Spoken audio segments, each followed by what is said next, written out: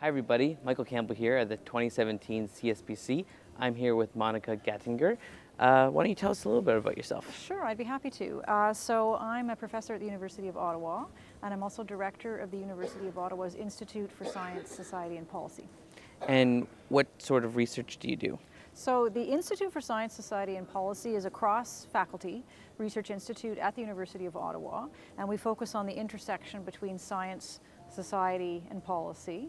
We have three key areas of expertise in terms of our research: science for policy, so AKA evidence-based decision making; policy for science, technology and innovation; and governance of emerging technologies. So we have research projects that deal with those issue areas. We have large number of academics across the university campus, so not only from science, but from engineering, from social sciences, humanities, and a terrific network of senior fellows throughout the country and internationally as well.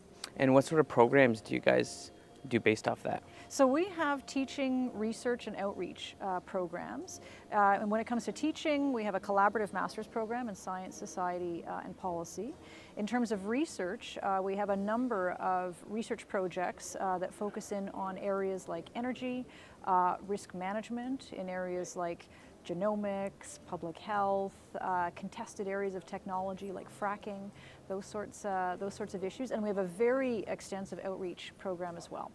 So we're frequently putting on public events, making sure that the research that we're undertaking is being made available for decision makers, for other academics, for graduate students, and for the general public. That's really good. Is there one of these research projects that is most dear to your heart? That's a good question. My background and research interest for quite some time now has been in energy policy and regulation. So we have our flagship project in the energy space is called Positive Energy, and that project focuses in on how to strengthen public confidence in energy decision making. So in case you hadn't noticed, energy can be a very controversial area of decision making these days, but clearly the oil sands in the Canadian context and pipelines are very strong flashpoints for controversy, but also renewable energy technologies like large-scale hydro, wind farms, other technologies are also finding themselves subject to opposition and challenges when it comes to development.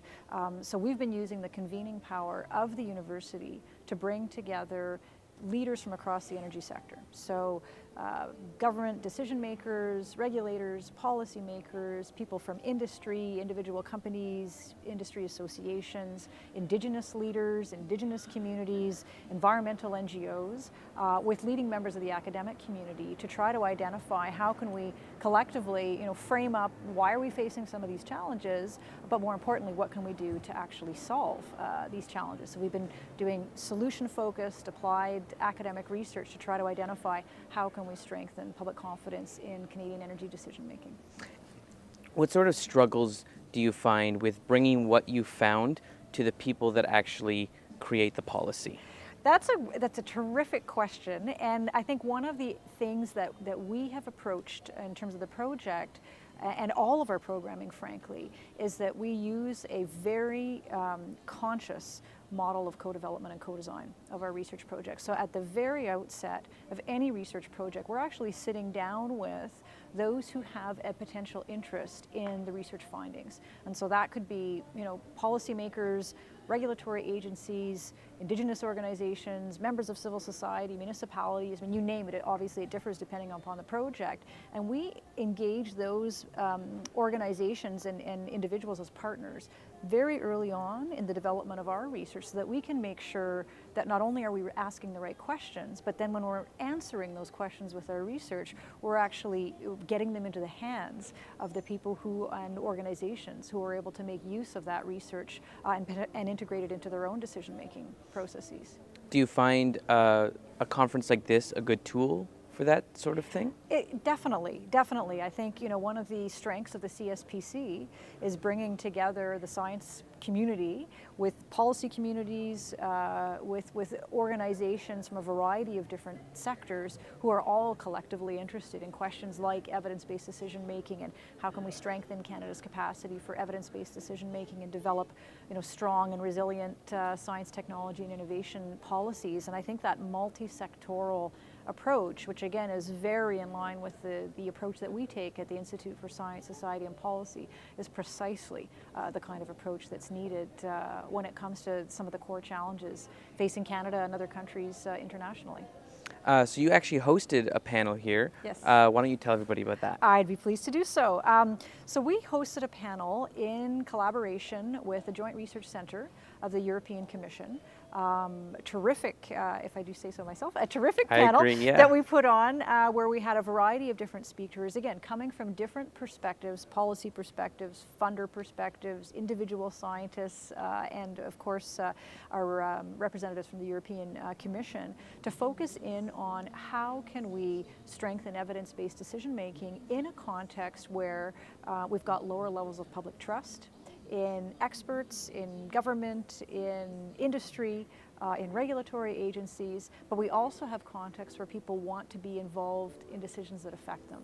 And I think that's one of the core challenges facing policymaking, whether it's for science but particularly for science-informed policy areas, is how do you undertake decisions in that context where you've got lower levels of trust, much greater levels of debate around the facts, what the facts are, what the evidence is and should be that informs decision making, and at the same time societies and citizens who really want to be engaged in and involved in decision making processes. So the panel was really inspired by this idea of let's move from talking about this challenge to actually how are we going to go about addressing this challenge. And again, as I mentioned, bringing together a number of different perspectives to talk about the training aspects of this for science advisors, to talk about the performance and metric issues when it comes to how do you measure whether or not evidence is having an impact on policy making, to talking about the decision-making context and how it's changed and the ways in which policymakers are or are not looking to evidence to inform their decisions. And based off maybe what you learned in the panel or just in general, how do you think we can rebuild that public trust? Well, it's interesting that you use the term trust, and we use that a lot in our research as well. But I think what's really important to remember is that trust is developed in the context of a relationship, right? So if I come to you and say, do you trust me? Well, if we don't know one another, you don't necessarily trust me because you have no basis upon which to make that decision. Trust is developed in the context of a relationship.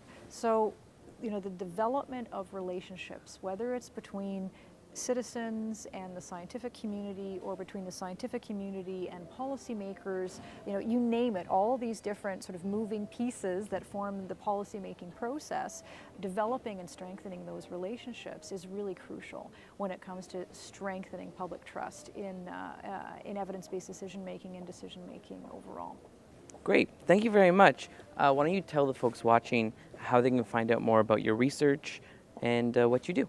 Okay, I would be delighted to. So if you're interested in anything that you've just heard about, we'd be delighted to have you look us up on the internet. The Institute for Science, Society and Policy has a website at the University of Ottawa. We have a specific website for the Positive Energy Project that I mentioned a moment ago, and of course we're very active on social media as well, Twitter, LinkedIn, you name it. So we'd be delighted to hear from you. If you want to learn more about us, by all means, please connect with us. Thank you. Thank you very much.